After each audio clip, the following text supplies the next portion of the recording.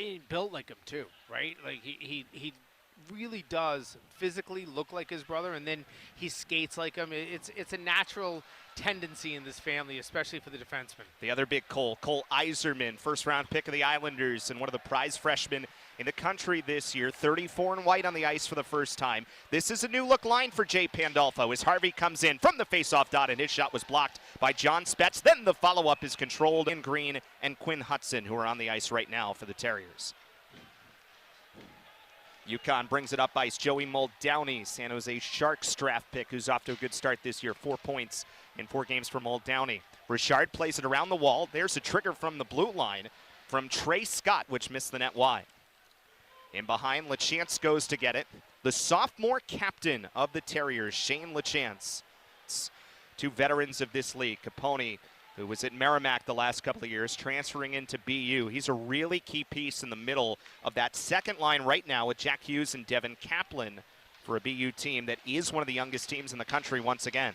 Pass over for Bednarik, and it got deflected to the near side where UConn takes it out. That goes all the way down the ice and will. Right now, and you don't want to have to put up a freshman on that second line. So I think Jay Pandolfo realizes that's a valuable find in the transfer portal to get Matt Capone here. Capone had 25 assists last season and 32 points, which was a career high, and led the Warriors. Tom Willander back to get it. 4+ in first period, no score. Shots are 3-0 in favor of the Terriers. Boombia had 11 points last season for Connecticut. This is dumped and sits nicely. Nearly was a lane there for Caden Shahan. And it hit the linesman, stays out for the moment. UConn plays it in, and Willander, a little bit of trouble on the puck.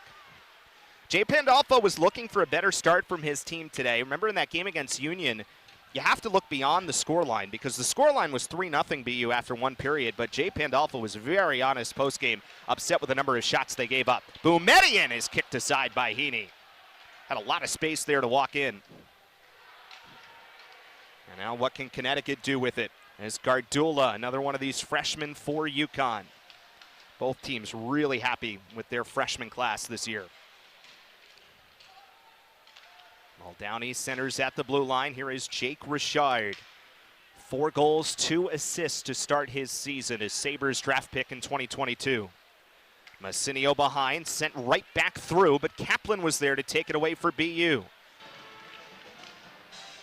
UConn wins it clean for Tattle. And here comes Quinn Hudson. Got a turnover, and Hudson is stopped by Heaney. Welcome to college hockey. Thomas Heaney with a big stop on Quinn Hudson. What a save. Gets the left pad on that one. When you look at Quinn Hudson coming down, bearing down on. Here last year, 18 goals. He was 12th in Hockey East in goals per game a season ago. 6 power play goals for Quinn Hudson. Heaney stops it, but he gets pinned in by Kaplan, who got the puck out of it as well. And then the pass from Capone looking for Kaplan right along the goal line extended. Percival cycles under 8 minutes to go here in the first period. No score. Larkin out in front, leaves it behind for hated programming with that show that you're on that leads into this. Then we get some great hockey games after these. I'm so excited about this season of the NESN broadcast schedule. It was such an unbelievable year last year, especially in this city, but really Hockey East as a whole, right? The return of Maine, BU and BC where they were last year. And this league is going to be so deep once again this year. It is quite a time to be around college hockey in this area. And it's Tattle who throws it over Massinio. He tried to get a tip in front from Fraser, missed him on the way by. And then Boumediene is pinned in, and that might keep this shift going for UConn, though Iserman does get it out of the zone. Arise this year. One of them that we have not seen happen yet is the new face-off rule, which is really the old face-off rule, back to the NHL rule, where a center is just thrown out for a violation rather than giving a warning and then a potential penalty.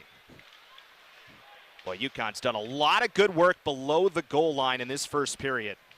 And a chance again for Percival, who's matched up with Boumediene. Larkin tried to center one. It was a bouncing puck that Heaslip was going for. Kind of stuck in the stick of BU, and then Kaplan does manage to bring it out, but just for a moment, Percival nearly took it away again in the slot before the Terriers finally clear. I feel like UConn's doing a lot of good work below the dot. They're getting there. When they're seeing those passes come out, that first pass by the defenseman, they're getting in their faces, causing mistakes, causing turnovers here thus far. Yeah, shots are up to 6-4. Remember at one point. That is a fantastic play, and you felt this coming. UConn has played really well in the second half of this first period. They've had the pressure, they've had the plays, they've executed, and now they lead 1-0. Exactly what you're taught to do on a breakaway like that, right? Make the move, open up the goalie, get to the 5-hole. Heaney's been good on the other side as he stops Ryan. A real tough stat, I'm sure, as a coaching staff to read or understand, because you know you're doing some things right. There's just some finish. There's some execution that's missing. Tough angle shot. Heaney fights it off from Boumediene. And now Quinn Hudson's back on it with 2:32 remaining in the first period, and that one wraps around the boards and stays in for the moment. Good shift following the goal here from BU as Ryan Green tries to make a move. Could not quite get by. Over for Boumediene. Comes back to the near side, and Willander, who is in deep. LeChance got back to it for BU, and Willander holds the line. You have the 6'5" LeChance doing his job in front of the net, trying to take away the goaltender's eyes. UConn's quieted the building. Coach would want him to feed pucks toward the net, put them through tough screens, put them through tough situations. One of those will go in eventually. A little bit of a bobble in the back by Heaney, but ended up being no matter as Fraser gets it out to center. Tattle working against Willander, who stopped him for the moment. Evan Kaplan along the wall, tied up with Tattle. And here is Boumediene. Off the skate of Capone. And the Huskies come back for the moment. 33 seconds remaining in the first period. Boumediene plays it all the way around for Jack Hughes, and we'll see if the Terriers can mount a final rush with Capone. Comes into the zone, tried the pass back across, then a second effort at it. Still managed to get through to Hughes. Then it's Kaplan, and his shot deflected to the near side. Hughes once more on it with 14 seconds remaining. Centering try, got through Willander, and that was blocked clean in front by Tattle. That was not the intended target of the pass. Still ended up working out well, and Tattle was there to block it. Final seconds now come off. UConn gets it out to the bench area. Period. I feel like BU's creating Absolutely. that space. Yep. Space. It's not. This is not UConn for the lack of trying to defend. BU is doing a fantastic job creating space. Tristan Fraser comes down the wall with Willander knocking into him, and Flynn tried to come around the net. Back to Fraser though. Massinio slides it across, nearly intercepted by Yzerman. That would have been dangerous. Instead, it's Yzerman who still comes out with it, but given it right back over to Fraser. 4.5 into the second period, and a 1-1 tie after the Yzerman tally. 3 goals in 3 games for the 20th overall pick in the most recent NHL draft. Here's a chance in front. Good opportunity from Caden Shahan, the first year from Washington State, and he missed the net.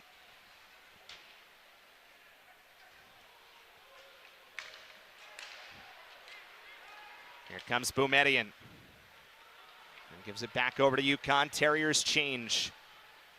Shandor, the goal scorer for Connecticut, leaves it forward, looking for a tip there from Ethan Gart. Things a lot more difficult for the UConn defense, and they've been very successful thus far. Shots are 6-2, now 7-2 in this second period for BU, as Amonte's try was knocked away by Heaney. He's continued to be sharp, though.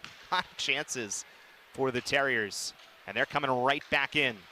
This fourth line, who had a good shift to open the period, kind of set the tone for BU, eventually leading to that next Yzerman shift and the goal, which has squared this game 1-1. Zetterberg comes in.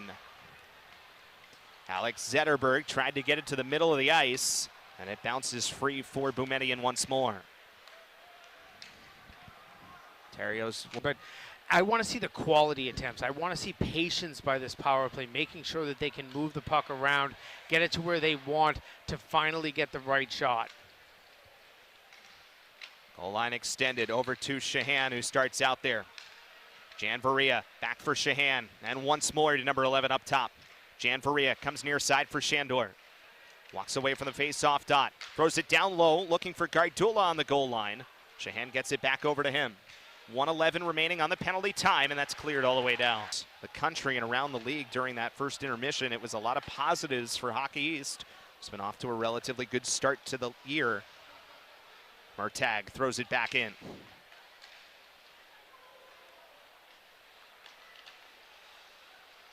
Or tag once again away from Ryan Green. He throws a hit right near the boards as it's turned right back in.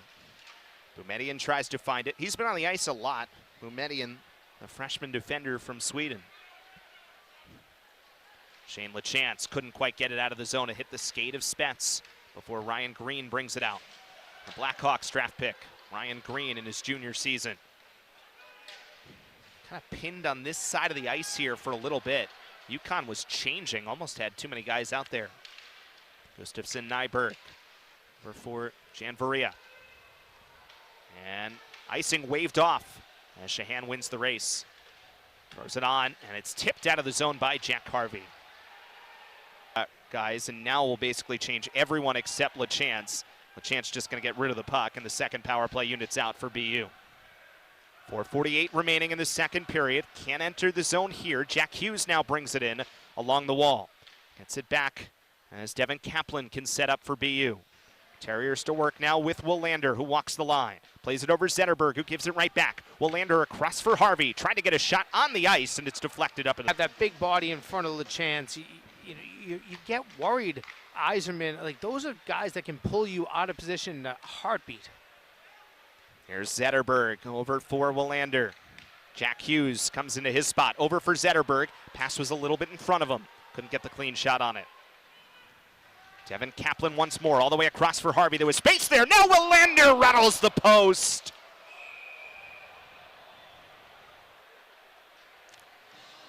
I think we got crossbar there on that one. That one certainly went quick.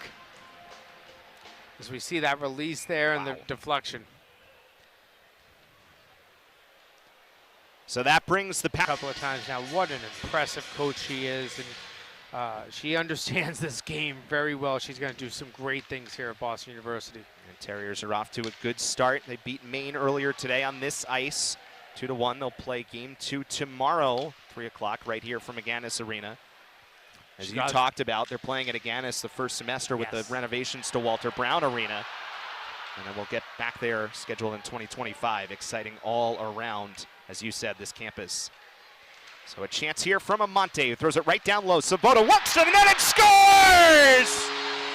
Defensive group with Gavin McCarthy with the top line of LaChance Green and Quinn Hudson. And you obviously have that built-in chemistry between the Hudson brothers, and we've really seen that since the start of the second period. You can tell that there's some comfort level, and then you can also see that there's, one of those moments where you don't want to panic with the puck, too. Nearly turned over. Richard had a lane, but BU did a nice job coming back and collecting in position to not allow that opportunity right down the slot. 13:04 remaining, third period. 2-1 lead for BU over UConn in this first Hockey East game of the year for each club.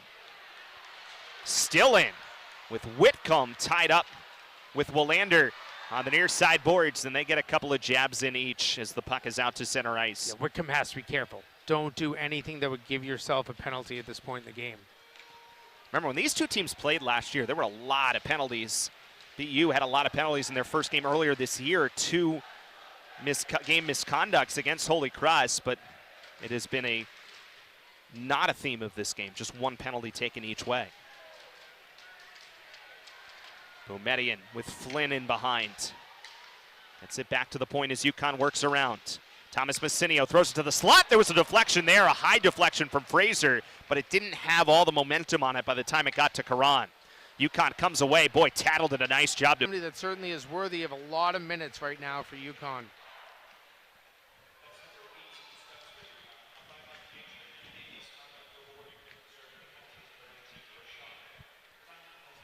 Zetterberg picks it up in the corner for BU. 3:27 remaining of power play time. Jack Hughes throws it over for Zetterberg, gives it back for Hughes. His shot is blocked down by Gustafsson Nyberg, but couldn't get it out of the zone. Hughes back on it, throws it right in front. Oh boy, I'm not sure that hit anything but a UConn player's foot, but it deflected towards Heaney, and he had to keep it out. Kaplan comes back in the other way for BU. Here's Jack Harvey, gives it back for Zetterberg, but it was underneath his stick, and Willander can't hold the line. Refs have been saying it for a long time. You get your stick in somebody's hands, be prepared for a penalty. So 5-on-3 for BU, and it's Hughes who plays it over Willander. Back for Jack Hughes, one-timer, and just a piece of it from Heaney. Zetterberg plays it in behind. Jack Harvey now on the near side boards. Jack Hughes tries to walk in again, and it's Harvey on a one-timer. It went underneath his stick. 1:11 remaining on the 5-on-3 time. Harvey plays it over for Willander. BU's in tight here as they set up, trying to add another to their 3-2 lead.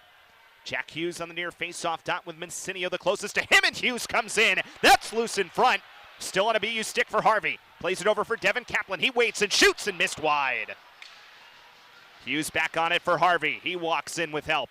Behind for Tom Willander. Now it's Jack Harvey again. Tries to walk in, and that got iron. 2:47 remaining here in the third period. 3-2 Boston University.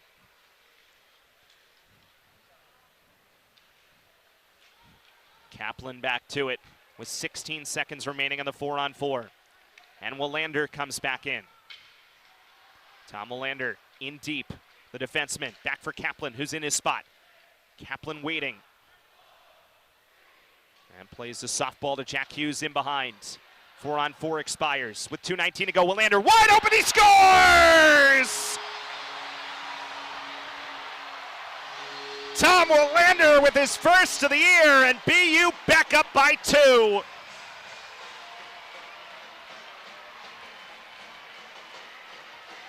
On the score sheet, Eric, this is going to say 5-on-5. This feels like a 4-on-4 goal because you were still in the same exact structure as you would be. You didn't get the fifth player on either team back into the play, but a really nice job there. Jack Hughes finds Willander in that slot, and listen, that's what makes him a first post on a one-timer. Yeah, he had a couple of them on the power play. Shahan, that's a good blocker save by Karan. And the Terriers clear. 40 seconds remaining on the penalty, 43 for the game. 4-2 lead for BU over UConn. Here is Ethan Whitcomb down the wall, trying to establish positioning again with the net empty. And again, BU can clear. And again, just as a reminder, because of the penalty, they can continue to ice the puck with no penalty. And they're not shooting for the net. Have you noticed that? Yep. They're just happy and content to get that puck out of the zone. You can afford that up by 2 at this stage with just 18 seconds left. Here's a centering try. Jan Varia's free. Comes over. Whitcomb. Shot is blocked. Comes free to Tettle. Throws one on, and that was, I think, blocked as well. Then another chance in front. Goes back for Jan Varia. And now it's Tattle, but just 6 seconds left in the game. Again, it's deflected to the corner. Final seconds come off. And the Terriers are a 4-2 winner over the Huskies.